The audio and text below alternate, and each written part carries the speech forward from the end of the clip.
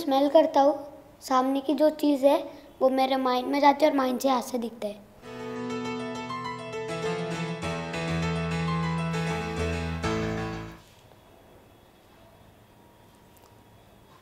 ये आइजैक प्रेम सिंह का ये Isaac Prem Singh गोवी of India. यहाँ पे एक नंबर लिखा है AYFPS 7573K।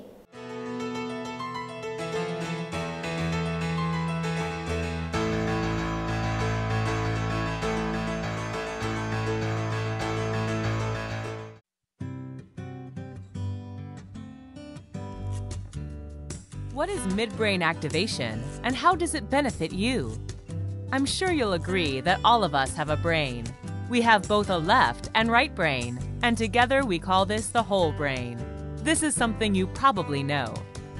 You might also have heard that some people use more of their left brain, which means they tend to be logical, systematic, and analytical in their thinking, while others are right-brainers, tending to be creative, emotional, and intuitive. However, one fact you might not know is that we also have a midbrain. Your midbrain is thought to act as a bridge between your left and right brain. Having an active midbrain will widen the channel of communication between the left and right brain, so that the left and right brain can communicate more effectively and efficiently with each other, leading to a more balanced use of our whole brain. And what does this more balanced use lead to? Typically, better memory, focus, creativity, and motor skills, more self-confidence, greater emotion control, and supersensory perception. Your midbrain is typically dormant after the age of about 6, so how do we reactivate the midbrain?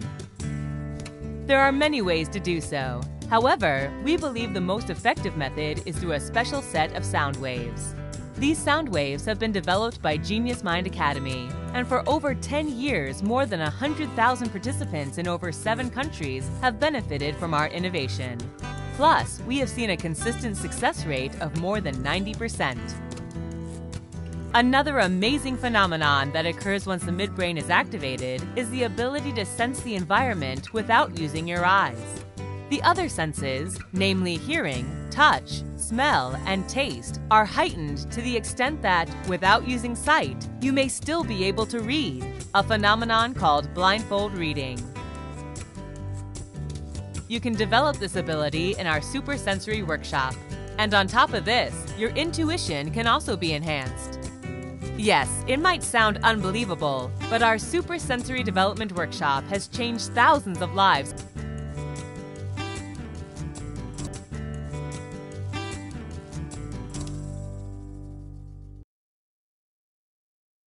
जसं left brain activation, right brain activation ही नावं फक्त आम्ही ऐकून होतो.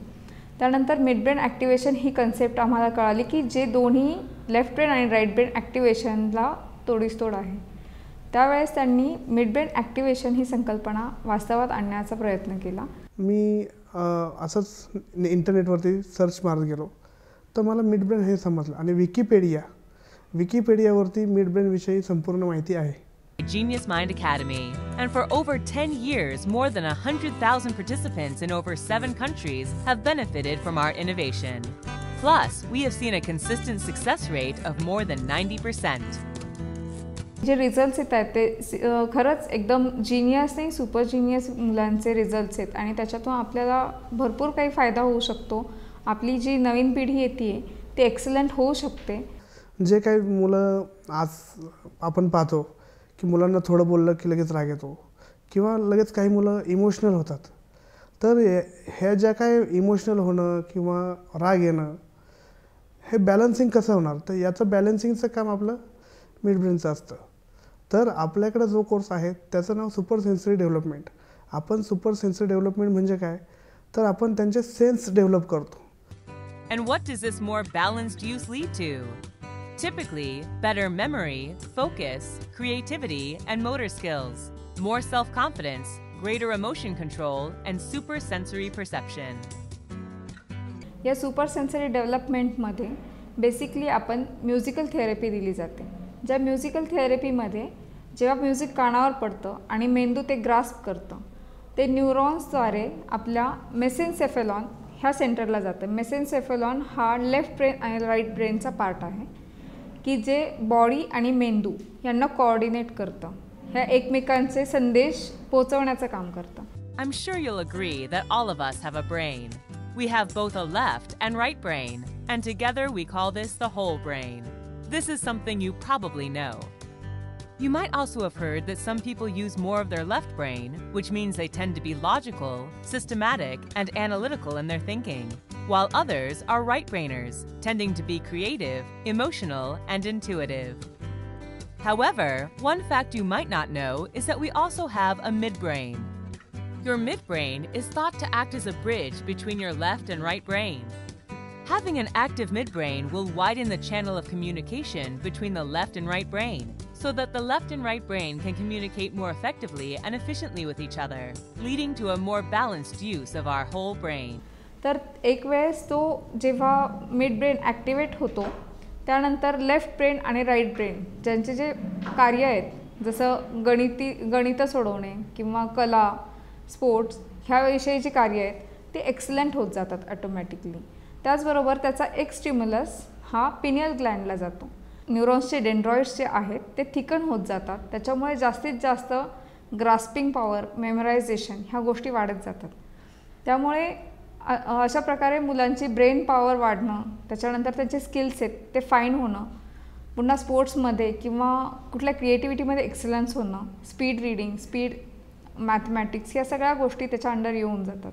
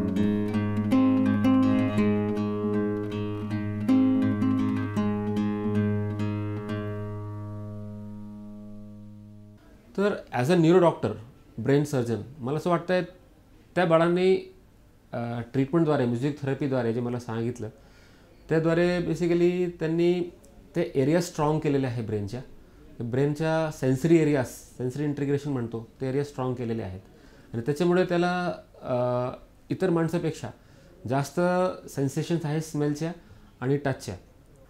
सुरुवातीला लोकांचा या कन्सेप्टवरती विश्वास नव्हता, परंतु आम्ही त्यांना, माझ्या मित्रांना पहिल्यांदा व्यवस्थित समजून सांगितलं समजून सांगितल्याच्या नंतर त्यांना आम्ही नेटवरती आमची जी काय वेबसाईट आहे geniusmindacademy.in ती वेबसाईट पाहायला लावली आणि आमची जी काय मेन ब्रांचची वेबसाईट आहे geniusmindacademy.com ती वेबसाईटसुद्धा पाहायला लावली.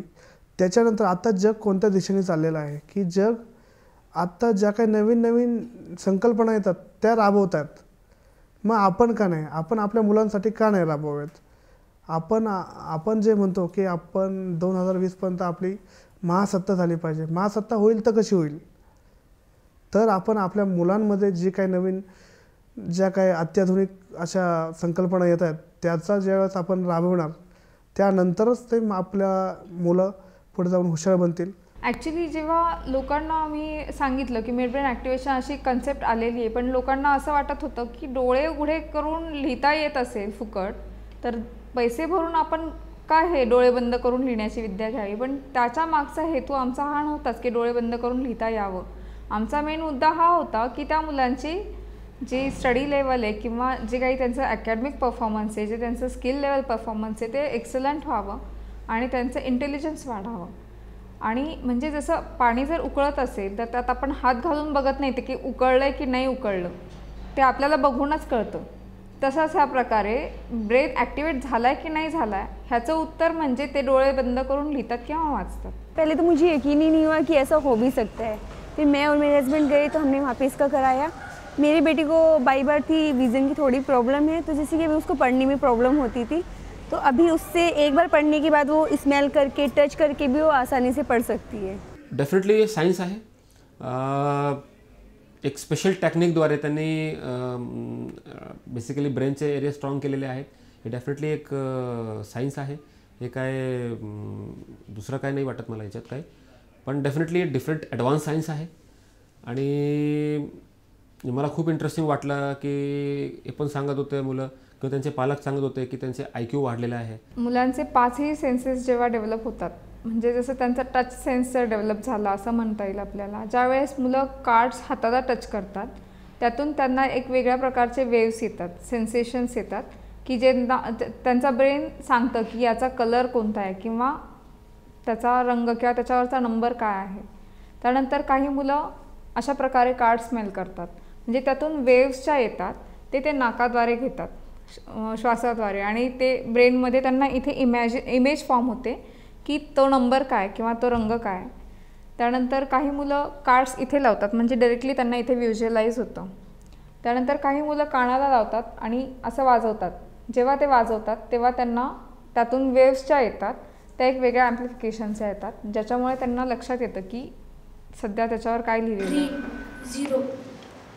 ज्या मुलांचं सुपर सेन्सरी डेव्हलपमेंट झालेलं असतं ते डोळे बंद करून लिहिणं, वाचणं, चित्र काढणं, त्यानंतर क्युबिक सॉल्व करणं, चेस खेळणं, सायकलिंग, ह्या सगळ्या वेगळ्या वेगळ्या ॲक्टिव्हिटीज आहे. ज्या मुलांना ज्या गोष्टींमध्ये स्किल्स आहेत किंवा ज्या गोष्टींमध्ये आवड आहे ते मुलं त्या गोष्टी करून दाखवतात डोळे बंद करून, की जे नॉर्मल ह्युमन बिईंग नाही करतायत. म्हणजे त्यांची जी सुपर सेन्सरी डेव्हलपमेंट आहे किंवा त्यांची जी ब्रेन स्टेट आहे ती कुठल्या लेवलला गेली असेल हे तुम्ही जस्ट इमॅजिन करू शकता. जनरली आपण डोळे बंद केले तर आपल्याला चालताही येऊ शकणार नाही, पण त्या मुलांना सायकलही चालवता येते, म्हणजे त्यांचे ब्रेन लेवल ही एकदम एक्सलंट लेवलला गेलेली असते. नॉर्मल बिहेवियरमध्ये हे चेंजेस आहेत, तर तुम्ही अकॅडमिक बिहेवियरमध्ये त्यांचे चेंजेस तुम्ही इमॅजिन करू शकता. टाइम्स ऑफ इंडियातर्फे NIEची एक एक्झाम घेतली होती, लर्न चॅलेंज स्पर्धा. त्याच्यामध्ये 125 शाळेचे विद्यार्थी जवळपास 40,000 होते.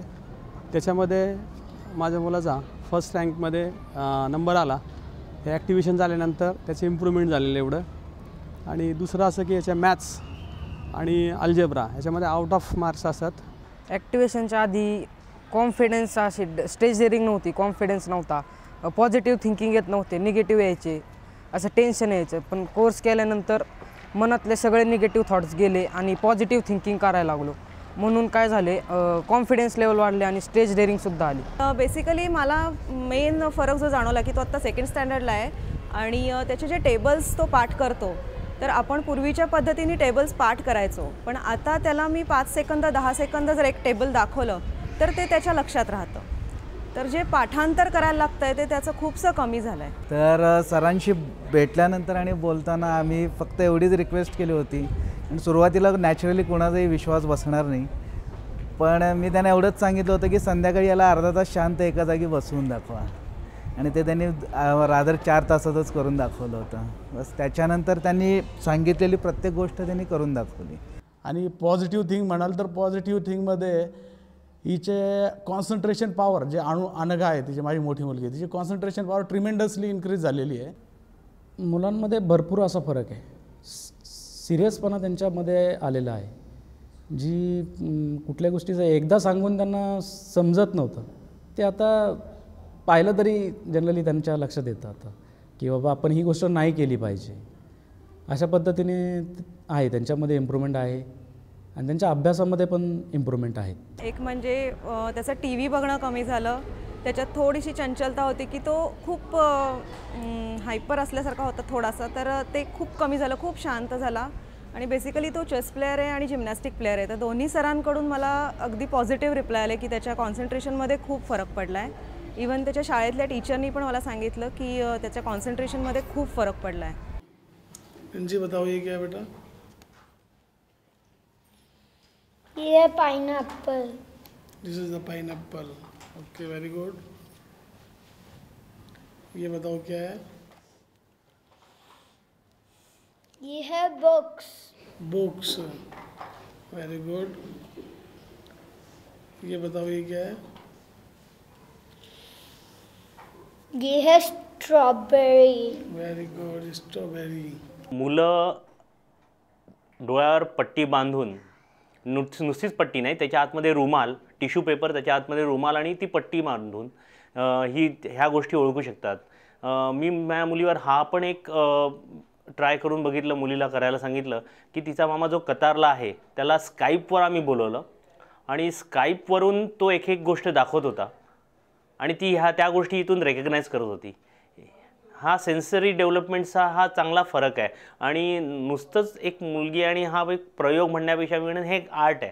आम्हाला असं वाटतं की प्रत्येक गावात प्रत्येक मुलापर्यंत हे शास्त्र पोचावं, त्यासाठी मनुष्यबळ गरजेचं आहे आणि आम्ही लोकांशी जुळण्याचा प्रयत्न करतो, जास्तीत जास्त लोक आमच्याशी जुळावीत आणि हे शास्त्र पुढे न्यावं.